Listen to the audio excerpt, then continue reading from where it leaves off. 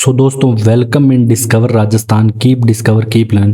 देखो, अपने जो ईओआरओ का पार्ट बी है, राजस्थान का नगर पालिका अधिनियम, उसमें अपने ने धारा 3 कंप्लीट कर ली थी अच्छे से। अब जो हम आज करेंगे 4 से 7 तक की धारा कंप्लीट करेंगे और उसको हम जानेंगे, समझने की कोशिश करेंगे। अब इसके अंतर्गत जो धारा 4 है उससे हम स्टार्ट करने जा रहे हैं। तो ईओआरओ का जो पार्ट बी जिसको करना है उसको आप क्लास जरूर शेयर करें। देखो, जो धारा 4 है, धारा 4, इसके अंतर्गत 2 उपधाराएं आती है, 1 और 2, उनके बारे में हम जानेंगे। देखो, इसमें क्या कहा गया है, धारा 4 का जो मेन पॉइंट है उसमें यह कहा गया है कि नगर पालिका बोर्ड को अधिनियम के ऐसे उपबंधों से परिवर्तन से छूट देने की शक्ति जो उसके लिए अनुपयुक्त हो। मतलब जो राज्य सरकार है वो ऐसा कर सकती है कि उसको लगे कि उस एरिया में, जो जैसे ये नगर पालिका है, इस एरिया में उसको लग रहा है कि ये वाले नियम सही नहीं है, तो वो अपनी मर्जी से कोई नियम राज्य सरकार यहाँ पे बना सकती है। लेकिन बनाएगी कैसे? देखो, जो भी काम होगा ना इसका नगर पालिका में, वो राजपत्र में अधिसूचना के द्वारा ही होगा। ठीक है, राज्य सरकार राजपत्र में अधिसूचना जारी करेगी, तभी जो काम होगा वो सही माना जाएगा। मतलब अब राज्य सरकार जारी करेगी अधिसूचना, ठीक है। और नगर पालिका बोर्ड को ऐसे उपबंधों के परिवर्तन से छूट है जो उसके लिए अनुपयुक्त हो। ठीक है, मतलब नगर पालिका ऐसे काम कर सकती है, मतलब बदल सकती है नियम, मतलब उसको कि जिसको उसके लिए छूट दी गई हो, उसके अलावा मतलब वो ऐसा नहीं कर सकती कुछ। अब इसमें भी एक कंडीशन है कि ये उपबंध तब तक लागू नहीं होंगे जब तक कि राजपत्र में अधिसूचना जारी न हो जाए। मतलब जो धारा 4 है आपका, उसके अंतर्गत मेन यही है कि नगर पालिका को मतलब जो छूट दी गई है वो बताया गया है कुल मिला के।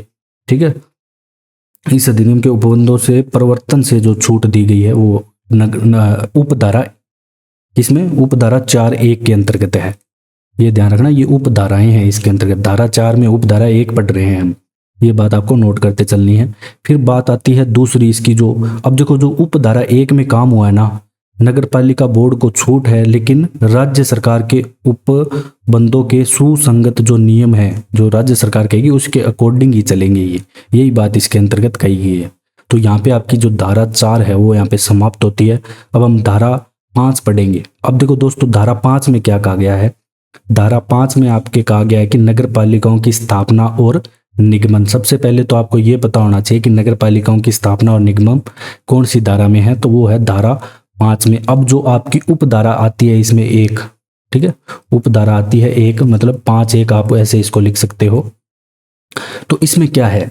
इसमें प्रत्येक जो संक्रमणकालीन क्षेत्र में नगर पालिका जो बोर्ड की स्थापना है। देखो, जब पहले हमने धारा 3 में क्या किया था कि नगर पालिका बन रही थी, हट रही थी, कुछ ही ऐसा काम हो रहा था। ठीक है, अब क्या होगा कि प्रत्येक संक्रमणकालीन क्षेत्र में नगर पालिका बोर्ड की स्थापना, अब जो स्थापना होगी तो इसके नाम से ही मतलब सब कुछ चलेगा। ये इसमें बताया गया है कि 5 की उपधारा 1 में, धारा 5 की उपधारा 1 में क्या बताया गया है कि जो भी नगर पालिका है ये निगमित निकाय होगा, इसकी सामान्य मुहर चलेगी और इसका नगर पालिका का जो अधिकार होगा वो शाश्वत होगा।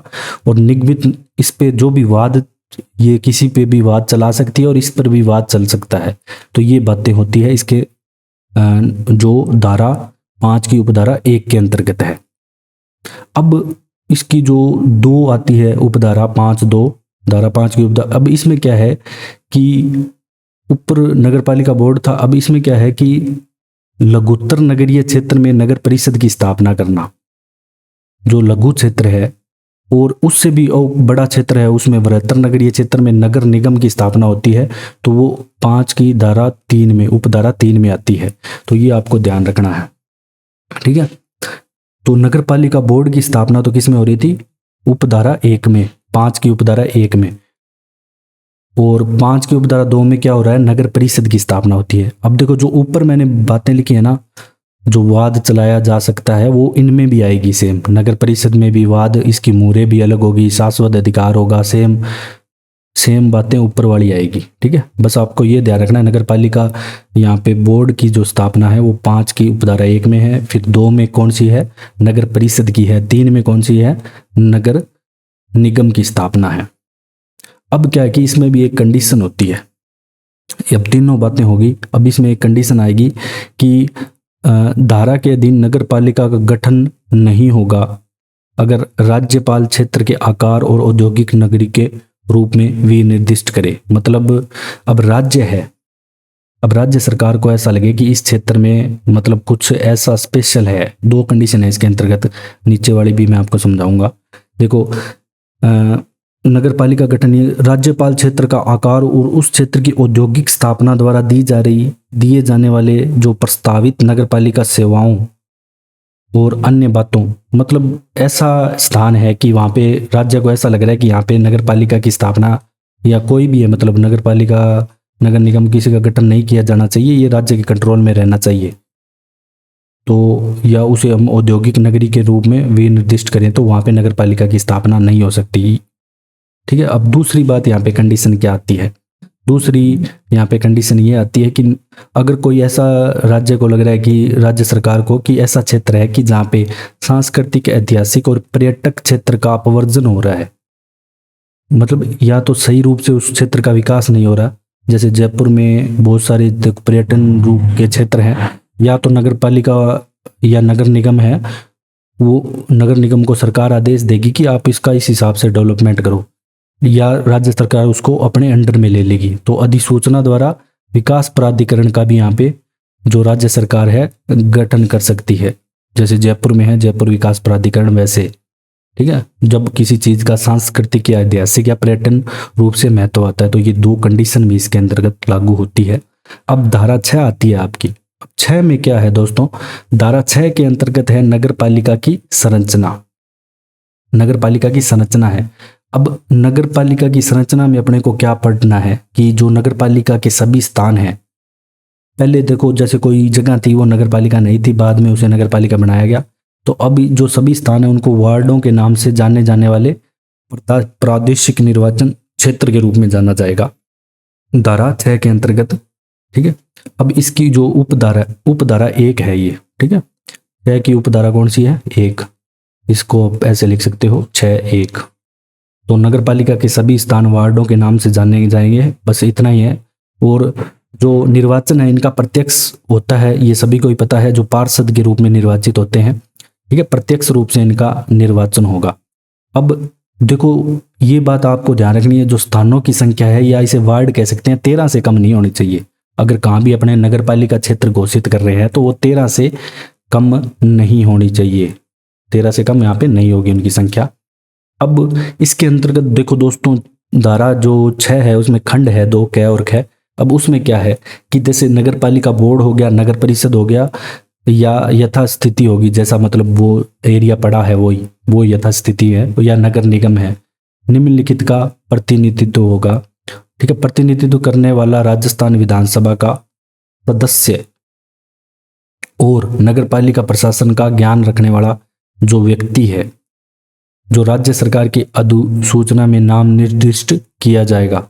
ठीक है। दो नगर पालिका बोर्ड बनेगा ना, जो नगर पालिका बनेगी तो उसका जो विधानसभा का जो मुख्य सदस्य होगा, विधानसभा का सदस्य, वो यहाँ पे जैसे विधायक है वो मुख्य वहाँ पे प्रतिनिधित्व करने वाला माना जाएगा। ठीक है। अब क्या होता है कि राज्य सरकार अधिसूचना से नाम निर्दिष्ट किए जाते हैं कुछ, मतलब जिनको एक्सपीरियंस हो, मतलब नगर पालिका के प्रशासन का ज्ञान हो। तो पहले तो ये कम होते थे पहले यहाँ पे। अब आपको अपने को प्रेजेंट का ध्यान रखना है कि नगर पालिका बोर्ड में 6 व्यक्ति नाम निर्दिष्ट होंगे, नगर परिषद में 8 व्यक्ति होंगे और नगर निगम में कितने व्यक्ति होंगे, 12 व्यक्ति यहाँ पे नाम निर्दिष्ट होंगे। अब क्या होगा कि इनको, अब जो ये व्यक्ति होंगे ना, जो जिनको नगर पालिका प्रशासन का ज्ञान है, नाम निर्दिष्ट किए गए हैं, तो ये 6, 8 और 12 याद रख लेना। पालिका परिषद निगम 6, 8 और 12 व्यक्ति, ऐसे याद रख लेना आप। अब जो ये व्यक्ति होंगे इन पे कुछ उपबंध लागू होंगे, धारा 34 व 35 के उपबंध लागू होंगे एक तो। ठीक है। उनके अंडर में रहना पड़ेगा और किसी भी समय हटा सकती है राज्य सरकार इनको, ये भी ध्यान रखना है। नगर पालिका की बैठकों में इनका मत का अधिकार यहाँ पे इनको नहीं होगा। अब खंड ख क्या कहता है, ठीक है। क में तो क्या होता है कि क में अपने को इतना ही बात ध्यान रखना है, जो नाम निर्दिष्ट किए गए हैं उनकी संख्या आप याद रख लेना। ठीक है। और जो विधानसभा का जो विधायक होगा, मतलब विधानसभा का सदस्य होगा, वो यहाँ पे मुख्य होगा। अब ख के अंतर्गत अगर नगर निगम या नगर परिषद का प्रतिनिधित्व कौन करेगा, वो नगर पालिका का था। अब लोकसभा का सदस्य है वो नगर निगम या नगर परिषद का प्रतिनिधित्व यहाँ पे करेगा। तो ख के अंतर्गत इतना ही बताया गया है। अब इसमें दोस्तों क्या दो कंडीशन है। अब इसमें जो कंडीशन है वो वोट वाली थी, लेकिन इस पे एक विवाद भी हुआ था, ये आपको याद रखना है, ये दिया गया है आपके। मतलब जो ये विवाद सीकर का है, वहां पे समितियों के गठन का विवाद है, वहां पे समिति गठन करने को कहा गया था। समितियों का गठन 90 दिन के अंतर्गत जब नहीं किया गया तो राज्य सरकार ने समितियां गठन नहीं करेगी तो राज्य सरकार के द्वारा यहाँ पे हस्तक्षेप किया गया था। ठीक है, तो ये विवाद आपको याद रखना है, ये कौन सा था, तो जीवन खान बनाम राजस्थान राज्य 2017 का ये विवाद है। ठीक है, WLC राजस्थान 153। तो जीवन खान बनाम राजस्थान राज्य विवाद धारा 6 से संबंधित है, इतना आप याद रख लेना कि जीवन खान बनाम राजस्थान राज्य विवाद धारा 6 से संबंधित है, जहाँ पे जो समितियां गठित की गई थी सीकर जिले के अंतर्गत, तो वो नहीं की गई थी 90 दिन के अंतर्गत। अब इसकी जो उप धारा आती है 2, अभी धारा 6 की 1 की बात की थी हमने, ये बात ध्यान रखना। तो ये विवाद भी धारा 6 की उपधारा 1 में आता है। अब जो उपधारा 6 की 2 है वो बात करेंगे हम। इसके अंतर्गत क्या कहा गया है, देखो नगर पालिका की जो स्थापना होगी, अब क्या है कि दूसरी बात में ये कहा गया कि जनगणना है ना, वहाँ पे पूरी मतलब आपको पूरा एकदम लेटेस्ट डाटा लेके चलना पड़ेगा। नगर पालिका की स्थापना होने के बाद जो भी प्रत्येक जनगणना पूर्ण होने पर वहाँ पे डिटेल देनी पड़ेगी, और राज्य सरकार अधिसूचना जारी करेगी कि यहाँ पे नवीनतम जनगणना के डाटा दिए जाएंगे। ठीक है, और स्थानों की संख्या या वार्डों की पुनर्निर्धारित, अगर वहाँ पे जनसंख्या बढ़ती है तो वहाँ पे वार्ड भी बढ़ाए जा सकते हैं। आप देखते होंगे हर बार वार्ड बढ़ जाते हैं। ठीक है, आप जिस भी तहसील वगैरह में रह रहे हो तो आप पे पता होगा कि हर बार आप जैसे चुनाव होते हैं तो वार्ड की संख्या बढ़ जाती है, तो वो जनसंख्या के आधार पर वो करते हैं। अब देखो नगर पालिकाओं की संरचना विद्यमान रहेगी। अब यहाँ पे एक कंडीशन है कि इसके अंतर्गत एक कंडीशन आती है आपकी कि जो नगर पालिका की जो संरचना है वो पदावधि समाप्त होने तक यहाँ पे कोई प्रभाव यहाँ पे नहीं होगा, वो वैसे ही रहेगा। अगर देखो बीच में कोई डाटा आता है तो बीच में नहीं बढ़ाई जाएगी, जब चुनाव होंगे जब भी उसके बाद ही कुछ होगा, ये इसमें कंडीशन है, ये ध्यान रखना है आपको। अब बात करते हैं आरक्षण की। ठीक है, जो 6 की उपधारा 3 में आता है आपके आरक्षण। अब आरक्षण में देखो क्या है कि महिलाओं को आरक्षण दिया गया है, अनुसूचित जनजाति को दिया गया है, अनुसूचित जाति को दिया गया है, और पिछड़ा वर्ग को दिया गया है। यहाँ पे पिछड़ा वर्ग यहाँ पे लिख लेना आप। ठीक है, पिछड़ा वर्ग को। अब आरक्षित स्थानों की जो संख्या है ना, विनिर्दिष्ट जो राज्य सरकार जो निर्धारित करेगी वो उसके अकॉर्डिंग ही चलेगा। तो सबसे पहले तो आपको ये याद रखना है कि 6 की उपधारा 3 में आरक्षण है, जिसमें महिलाओं को, SC ST और BC को आरक्षण है, ये याद रखना है। अब जो 6 की उपधारा 4 क्या कहती है, अब इसका अनुपात डिसाइड होगा कि किस अनुपात में आरक्षण दिया जाएगा। यहाँ पे ऊपर तो सिर्फ आरक्षण था, अब किस अनुपात में यहाँ पे आरक्षण दिया जा रहा है वो डिसाइड हो गया। वही होगा जो नगर पालिका क्षेत्र में SC ST की जनसंख्या की कुल जनसंख्या के साथ है। कुल SC ST की जो जनसंख्या है उसके कुल जनसंख्या के आधार पर, यहाँ पे सिर्फ मैं SC ST की बात कर रहा हूँ 6 की उपधारा 4 के अंतर्गत। अब 6 की 5 में क्या होगा कि जो BC है, पिछड़े वर्गों के आरक्षित स्थान है, वो यहाँ पे जो BC है पिछड़े वर्गों के आरक्षित स्थान, वो 6 की उपधारा 5 के अंतर्गत है। इसमें क्या है कि SC ST की सम्मिलित जनसंख्या का प्रतिशत उस नगर पालिका की कुल जनसंख्या के 50% से कम पड़ता है। ठीक है, और 21% से ज्यादा आप जो बैकवर्ड क्लास है, मतलब पिछड़े वर्गों को आरक्षण नहीं दे सकते 21 से ज्यादा। ठीक है, अगर SC ST की कुल जनसंख्या के 50% से वहां पे कम पड़ेगा तभी वहां पे मिलेगा। इसमें एक और कंडीशन आती है कि जहां पे देखो SC ST की जनसंख्या का कुल नगर पालिका जनसंख्या की 70% से अधिक नहीं है, तो वहां प्रत्येक नगर पालिका में एक सीट मतलब BC की रखी जाएगी। ठीक है, BC का मतलब यहाँ पे पिछड़ा वर्ग है, ध्यान रखना। जहाँ पे 70% से अधिक नहीं है तो वहाँ एक तो रखी जाएगी नगर पालिका में BC की सीट पक्की। मतलब कई जगह आपको ऐसे हो गए वहाँ पे SC ST की सीटें ज़्यादा होगी, आप देख सकते हो। फिर आपके उपधारा 6 में क्या कहा गया है। धारा 6 की उपधारा 6 में 6 की 6 में है, ठीक है, उपधारा है ये। अब SC ST BC के स्थानों में से अब जो महिलाओं की बात पूछ ले तो 6 की 6 में आ जाएगा। महिलाओं को आरक्षण कैसे मिलेगा, तो यहाँ पे आधे स्थानों के लिए महिलाओं का आरक्षण है। जैसे देखो आपके 100 सीटें हैं नगर पालिका में, 100 सीटें हैं, तो यहाँ पे जो 50 सीटें हैं वो महिलाओं के लिए रहेंगी आरक्षित, 50% आरक्षण है आधे स्थानों का। अब इसमें भी एक नियम है, क्योंकि देखो अपने ऊपर पढ़ा था कि SC ST BC में भी महिलाओं का आरक्षण अलग से मिल रहा है, शुरू में जो इसकी उपधारा थी। अब वो इसमें काउंट होगी, ऐसे नहीं कि इनके अलावा अलग से, ठीक है। और वो आपके साथ में उपधारा 7 में बताया गया है, ठीक है।